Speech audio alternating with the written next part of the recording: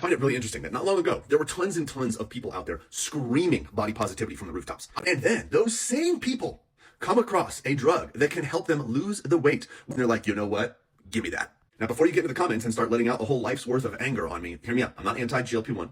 I'm not anti-body positivity in the sense that your body does not reflect the value that you have as a human being. But what I am anti is freaking hypocrisy. I was like 30 seconds away from being one of the hypocrites that this creator talks about in this video, but I don't think we're hypocrites. And let me tell you why. Now, for some reason, I wasn't able to stitch this video, so I'm going to tag the creator below so you can go watch it. But the premise of it was that people who were once fans of the body positivity movement and riding hard for that movement and embracing life in a bigger body are now on GLP-1s.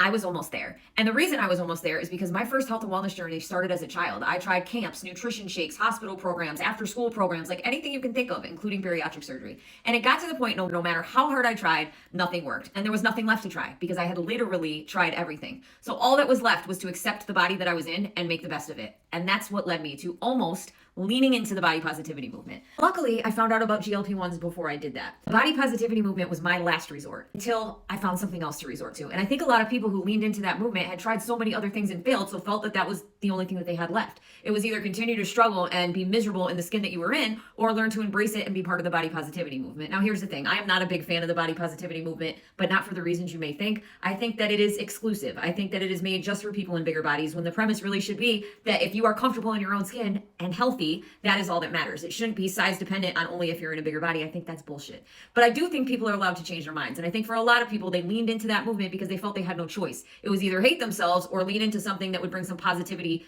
They had tried and nothing had worked. So I don't feel like they're hypocrites. I feel like they were working with what was available to them at the time. And now modern medicine has given them this tool to help them find a solution to something that they didn't know could be fixed. And they're allowed to lean into that now too.